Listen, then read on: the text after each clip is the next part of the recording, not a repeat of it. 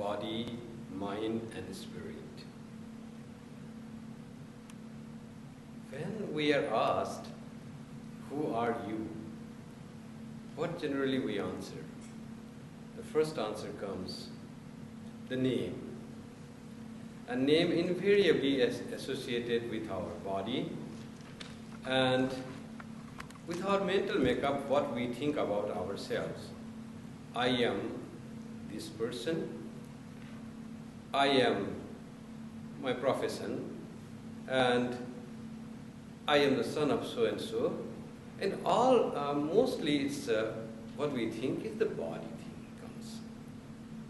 But are we really only body? Body is just a part of our personality. Our personality consists of more than the body. It is mind. Without mind, our personality is not complete. So when we say, who are you? I am this. I belong to this place. I am a gentleman, or I am a good lady. That often we say, I am a nice person.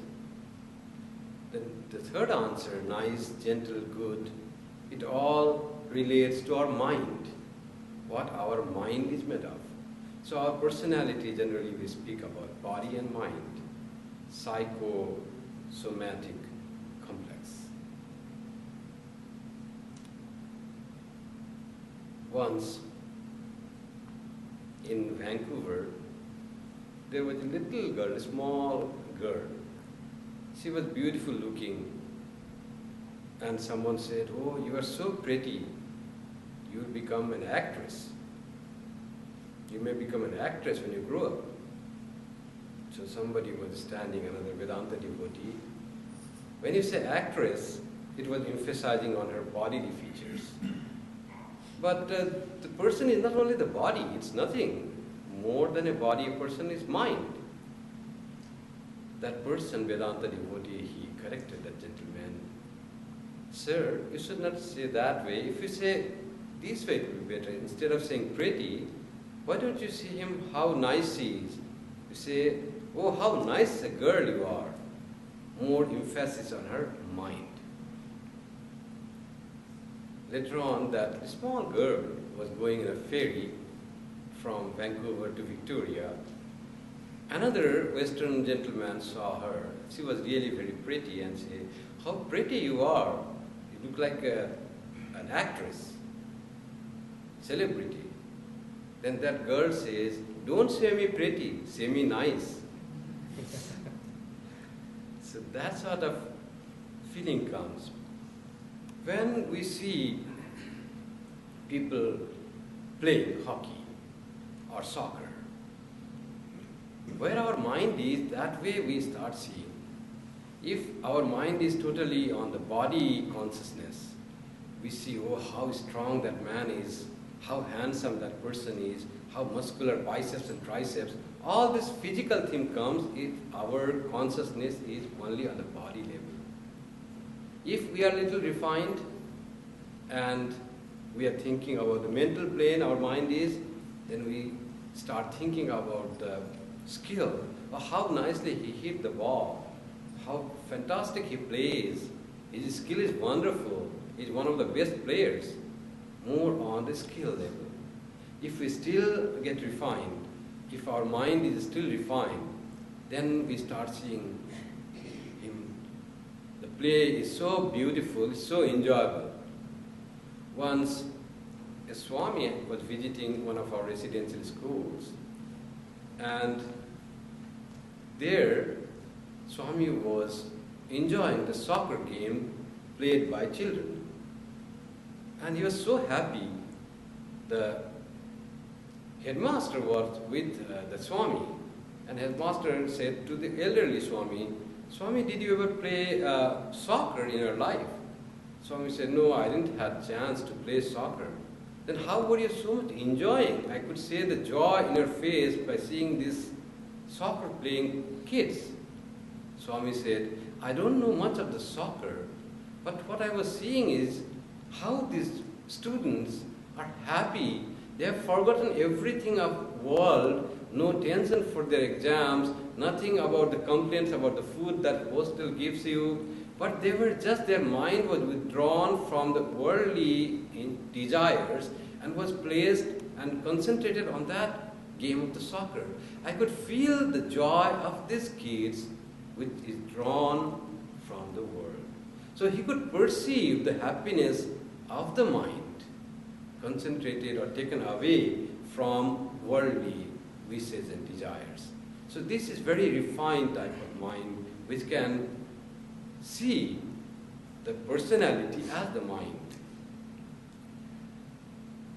There are three states of consciousness. One is the waking state, when this consciousness is identified with physical body.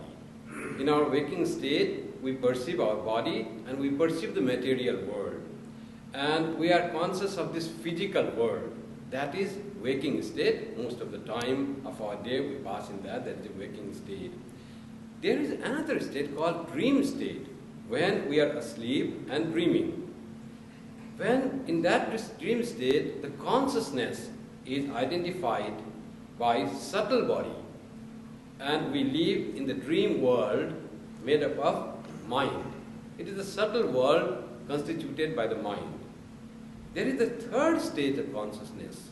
It is the deep state, deep sleep state, when consciousness is identified with our causal body. We are in tune with the causal world. How is the causal world? Nobody comes and says, I had this experience of the causal world. Why?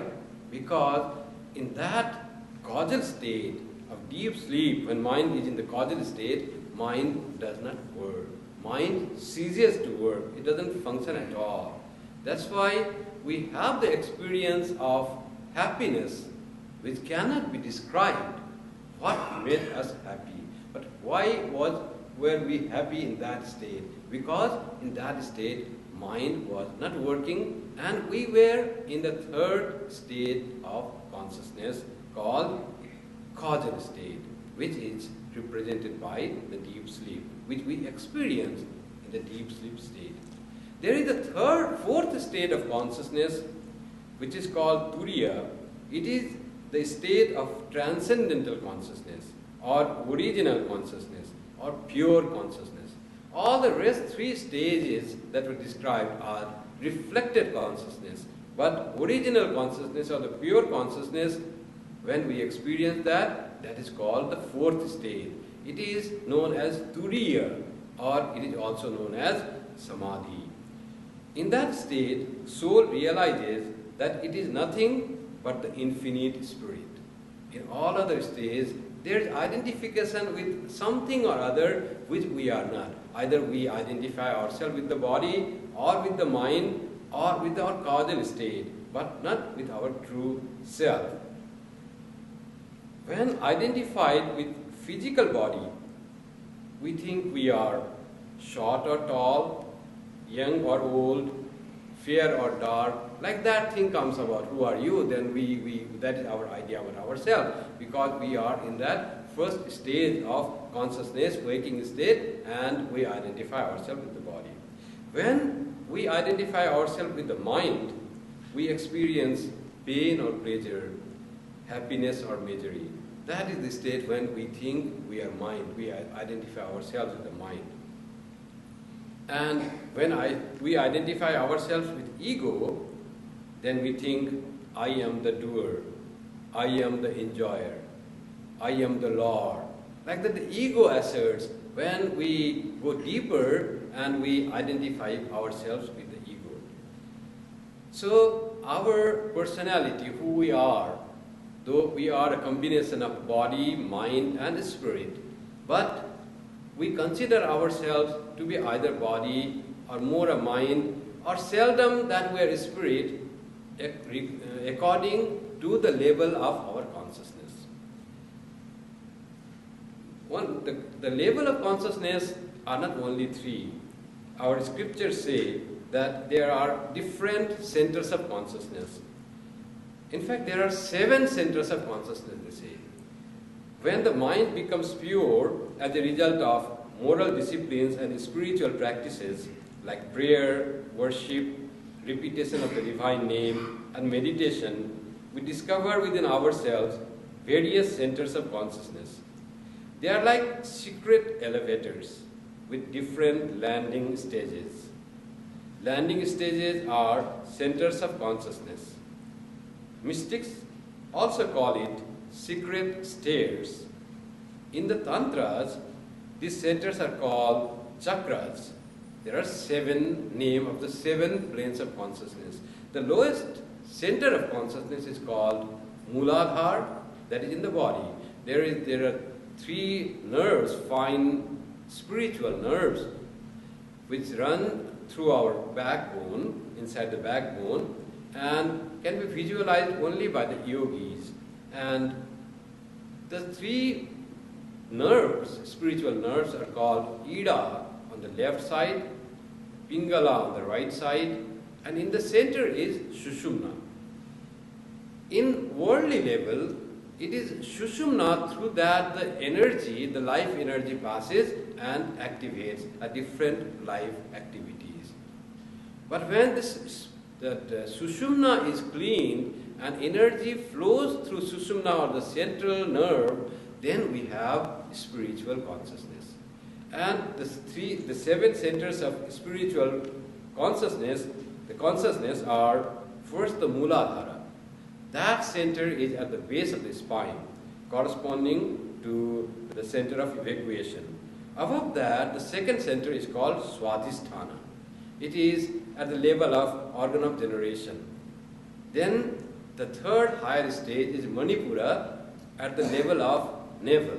These are the places, the centers, where these 3 spiritual nerves meet. And energy, if it flows through Sushumna and reaches the 4th higher stage, where corresponding to the heart and known as Anahata, then there is spiritual awakening. In the 3 lower stages, like Mooladhara, Swadhisthana and Manipura, if our spiritual consciousness or our mind dwells on these 3 levels, we lead like an animal life when our center is body and our enjoyment is sense enjoyment. Nothing spiritual is awakened. But when the spiritual current, spiritual power or kundalini that resides at the base of the spine rises to the heart level of the heart called Anahata, then we start developing or unfolding our spiritual nature. The 4th stage, as I told, is Anahata at the level of the heart. The 5th stage is Vishuddha. Through the backbone, in the Sushumna, it is at the level of the throat. And the 6th stage is Agya at the level of eyebrows. And the 7th stage is in the head and called Sahasrara. So, Mooladhara, Swadhisthana, Manipura, Anahata, Vishuddha, Agya and Sahasrara. These are the 7 stages or 7 planes of elevator landing, we can say. The mind rises and different stages of elevator landing, or the chakras as the Tantra says, and where our mind is, on that depends on what level of consciousness we are. In Vedanta literature, these centers are described as different mental levels, are also described as seven planes of the mind. The first and the lowest level of mental consciousness is kshipta, or restless. That restless state of mind is described, and when the person can perceive things always in opposite. What is truth becomes untruth. So we always in the kshipta level, restless level of the mind. The things are not perceived correctly, not only correctly, rather they are perceived just in opposite way. The spirit seems to be unreal, the whole world seems to be the only reality. That is the level of the mind when it is kshipta. Evolved than that is called mudha. Mudha is like a deluded or bewildered, but it is a better state of mind than the kshipta. In bewildered state, intelligence does not function properly, but there is some act of intelligence. You start thinking there may be a spirit I don't believe it, I perceive the world as real, but somebody said there may be. It is a deluded or mudha state. Then there is the vikshipta state or distracted state of the mind. When mind oscillates between truth and untruth. Sometimes we feel this world alone is real, where is God? God seems to be unreal. Other times we feel, no, God is the reality.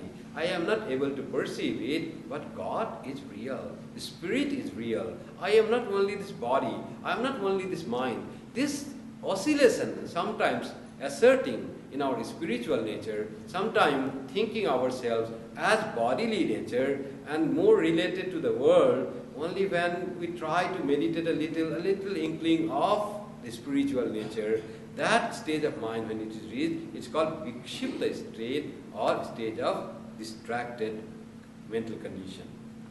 When mind rises above that, the fourth level, which corresponds to the anahata of the tantras, the heart center of the yogis, that stage in Vedanta called ekagra, concentrated.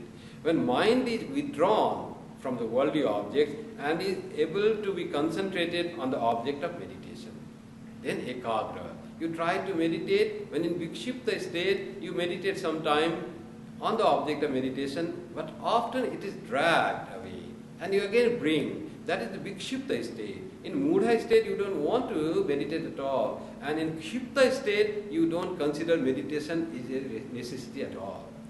In the ekagra state, the mind becomes concentrated on the object of meditation. You feel that, yes, there is light of the spirit in my heart or wherever you meditate. Above that, the fifth stage, corresponding to the mind when rises to the throat level in the sushumna, is called nirodha or fully controlled mind. Concentrated state, sometimes it's concentrated, when you don't try it again, it goes down to the vikshipta state. But in nirodha it is very controlled. In that state, mental modification totally ceases and your meditation is perfect. That is the nirodha state or the control stage of the mind. Then last two stages are called samadhi state. One is called swataha vyutthana or savikalpa samadhi, when person is fully merged, is fully aware of the spiritual nature and mind even, but it has little traces of impressions, but they don't come to the surface. He is or she is enjoying his spiritual bliss. That is swata vyutthana. Still it is not the highest one. It is swata vyutthana. Vyutthana means waking up. Swata means by himself or herself. It is a state when a person, after remaining in samadhi, comes down to the worldly consciousness, the normal consciousness which we call by himself or herself. Sometimes he will be in samadhi, and after some time, how long, one doesn't know, but after some time, he is or she is coming down to that normal consciousness. Swataha vyutthana, waking up by itself or himself or herself. What is the last stage? Parataha vyutthana, seventh stage, when mind merges in the spirit, when individuality merges in the infinity, you become infinite. Then you don't come down. You are merged with your true nature. There is no more dreaming of this waking state. That is called parataha vyutthana. What the word means, parataha vyutthana, it is like nirvikalpa samadhi. What the parataha vyutthana means, there is a chance of that person coming to the normal waking state if he is brought down by parataha, by other person. Other person can drag him down to the worldly consciousness. We remember in the story of Sri Ramakrishna how when he was for 6 months in Nirvikalpa Samadhi, he was in the state of Parataha Vyutthana, highest state. And there came a person who used to hit him, beat him, distract him, and he used to somehow he used to come to the consciousness, not like our stage, but he used to come little down from that Samadhi and open his mouth. Something he put, that person put in the mouth something. He says some food went to the stomach, some didn't go. Milk is put, milk comes out. But that is the state when one has to be brought down by other person. Paratah Vyuthana, that is the highest state of spiritual awareness. When one is fully immersed in its spiritual nature. One does not consider this world as real anymore. That is the highest experience that one has, experience of Nirvikalpa Samadhi. Sri Ramakrishna has very nicely explained about these different planes of mind in the Gospel. You have read, and we were discussing in the class last Friday. In the Gospel of Sri Ramakrishna, in the chapter The Master with Brahmo Devotees, pages 150 to 151. It is recorded on October 28, 1882, the incident happened. Sri Ramakrishna is describing about 7 planes of the mind. He says, the Vedas speak of 7 planes where the mind dwells. When the mind is immersed in worldliness, it dwells in the 3 lower planes. At the navel, the organ of generation, and the organ of evacuation. In that state, the mind loses all its higher visions. It broods only on woman and gold. The 4th plane of the mind is at the heart. When the mind dwells there, one has the first glimpse of spiritual consciousness. One sees light around. Such a man perceiving the divine light becomes speechless with wonder and says, what is this? What is this? His mind does not go downward to the objects of the world. When that person his mind has gone to the level of 4th plane of consciousness, which correspond to the level of the heart. When this nerve plexus is in the heart level. That is the spiritual awakening. The 5th plane of the mind is at the throat. What happens there, Sri Ramakrishna describes, you see. When the mind reaches this, the aspirant becomes free from all ignorance and illusion. He does not enjoy talking or hearing about anything but God. If people talk about worldly things, he leaves the place at once. In fact, the different levels of mind that are described in the Tantra correspond to the thought of that level. For example, when it comes to the heart level, we give more emphasis on the emotional aspect. The love, the devotion for God, that emotion gets roused. When it is at the navel level, then we have the desire to eat, something like that. More on food, more on taste, more on sense enjoyment. That way it happens to the lower planes of consciousness when it's there. So when it reaches the throat, there is something about talking, something about hearing. He wants to hear or she wants to hear only about God, only about spiritual matter. Only nice things will come from that person. He will like to listen good things. He will talk always nice things.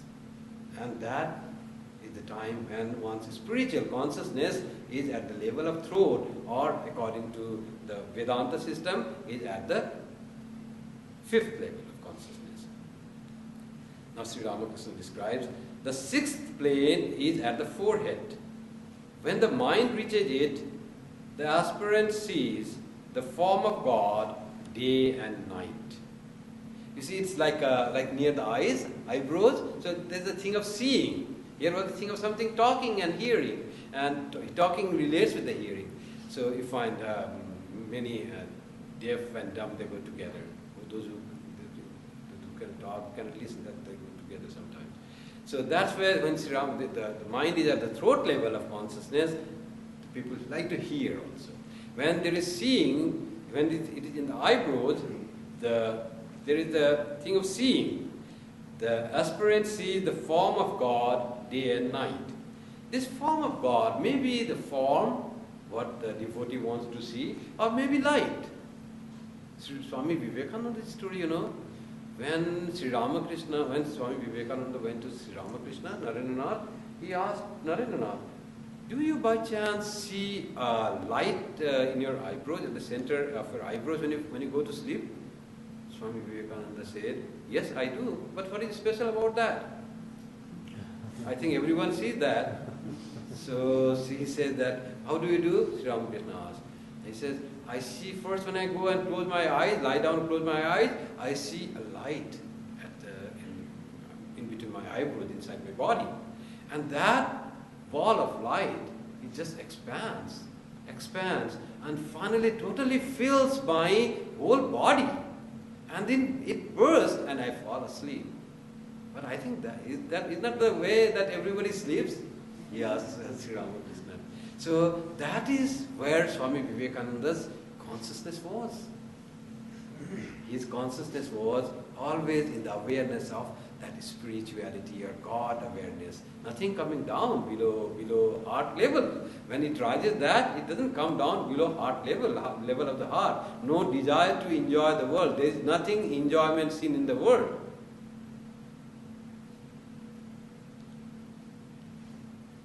But even then, a little trace of ego remains.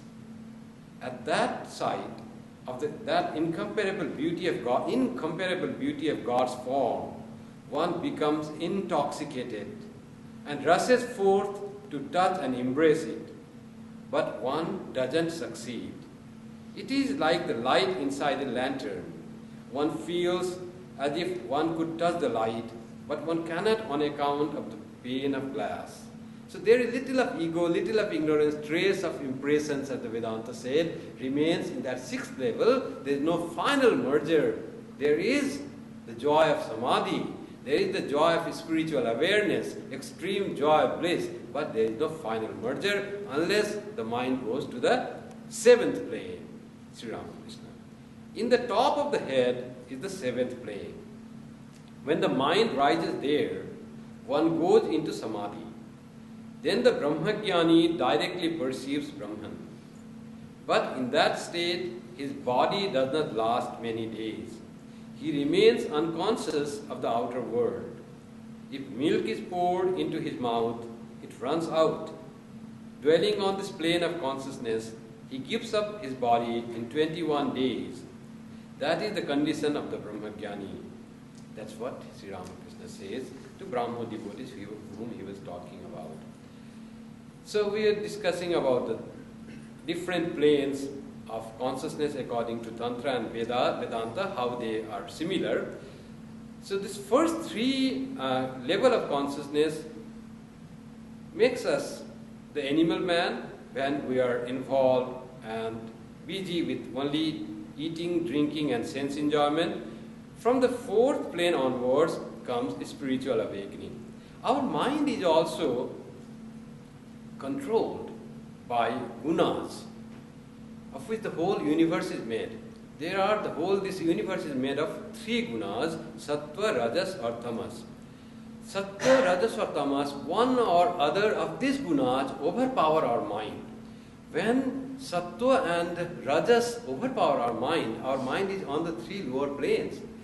When tamas or rajas overpowers. When sattva is there, then our mind rises to the level of the heart. Then we enjoy we are more mind than the body. We are happy in the spiritual matter. Then the sattva is active. We feel joy in helping others. We become more united with everyone. More of spiritual awakening comes when sattva is preponderant in our life, in our mind. So it is described and advised to concentrate the mind in the heart center. And it is said, you try to be at their heart center and feel that there is light, there is lotus which is luminous, and there is your being. Your center of consciousness should be heart, and there is God residing in that lotus, the luminous God, or yourself is there, which is immaterial. This starts with imagination. People during meditation do this, and finally this imagination matures, and when there is spiritual awakening, one realizes that what was imagination was true. There is really that light at the level of the heart. Meditation without spiritual discipline, however, is very dangerous. Some want to just realize and have samadhi very quickly without going through the the path of spiritual disciplines. By that way also, the mind can rise very quickly, may rise very quickly to the level of the heart. When one attains spiritual power, Kundalini surges up. But that is very dangerous. Rousing Kundalini in a sudden way, in that way is dangerous in afterlife, they say. It cannot be retained there because there had been no sufficient purity of mind, there had been no sufficient spiritual practices, and once the Kundalini is left to itself, it goes down, and as there was the vigor in energy manifesting, instead of manifesting it spiritually, it starts manifesting more materially. There is more of the mind going to the lower level, and with greater vigor it wants to enjoy the world. If the arousal of Kundalini is not associated with practice of meditation and with attainment of corresponding purity of mind. Swami Yatishwaranandaji says, forget about Kundalini and think only about God. Let the love of your Ishta Devata absorb all your attention and energies. Leave the Kundalini to Him. He will look after your spiritual welfare. What is the best way of awakening Kundalini? Swami Brahmanandaji was once asked, Sir, how can the Kundalini be awakened? One spiritual aspirant asked Swami Brahmananda. Swamiji answered, I believe it can best be awakened by the practice of japa and meditation. The practice of japa is especially suited to this present age, and there is no spiritual practice easier than this. But meditation must accompany the repetition of the mantra.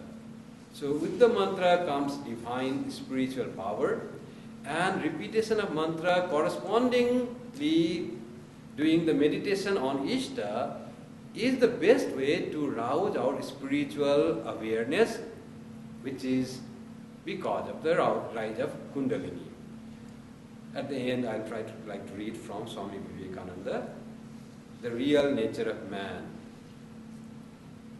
The body is not the real man, neither is the mind. For the mind waxes and wanes. It is the spirit beyond which alone can live forever. The body and mind are continually changing and are in fact only names of series of changeful phenomena, like rivers whose waters are in a constant state of flux, yet presenting the appearance of unbroken streams. Every particle in this body is continually changing.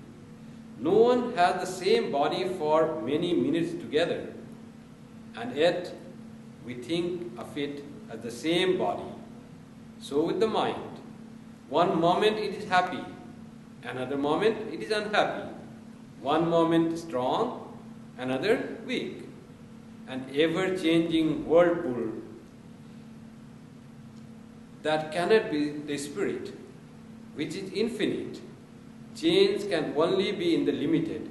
To say that the infinite changes in any way is absurd. It cannot be. You can move and I can move as limited bodies. Every particle in this universe is in a constant state of flux. But taking the universe as a unit, as one whole, it cannot move, it cannot change. Motion is always a relative thing. I move in relation to something else. Any particle in this universe can change in relation to any other particle. But take the whole universe as one, and in relation to what can it move? There is nothing beside it.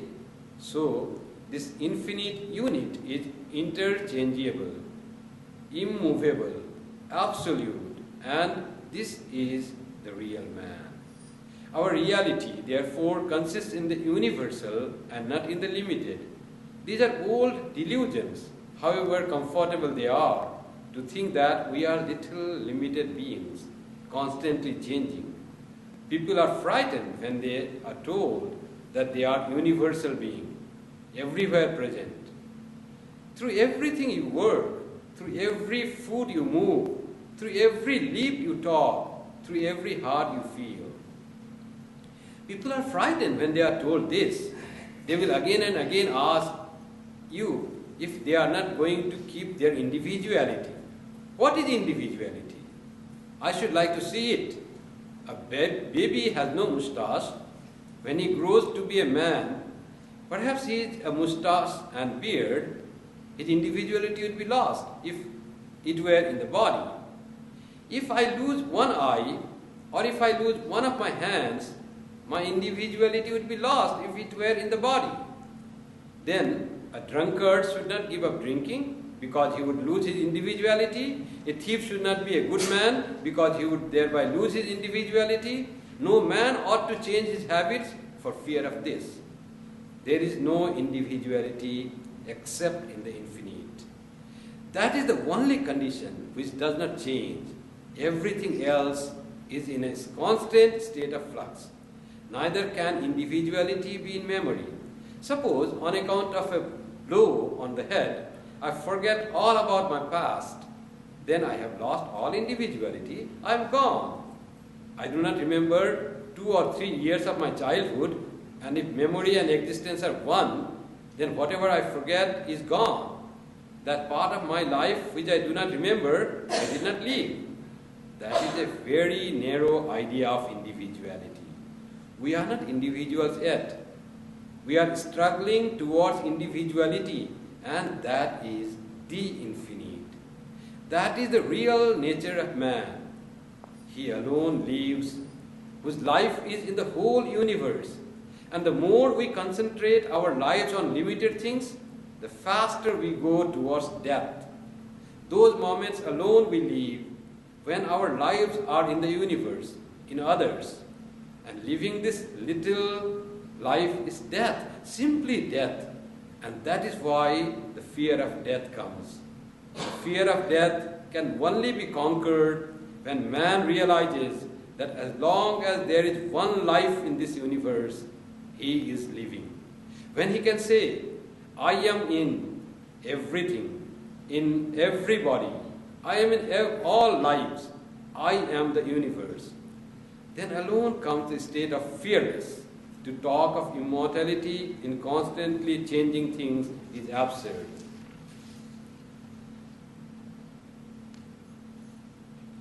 No perfection is going to be attained. You are already free and perfect. What are these ideas of religion and God and searching for the hereafter? Why does man look for a God? Why does man in every nation, in every state of society want a perfect ideal somewhere, either in man, in God or elsewhere? Because that idea is within you. It was your own heart beating and you did not know, you were mistaking it for something external. It is God, it is the God within you, your own self, that is propelling you to seek for Him, to realize Him.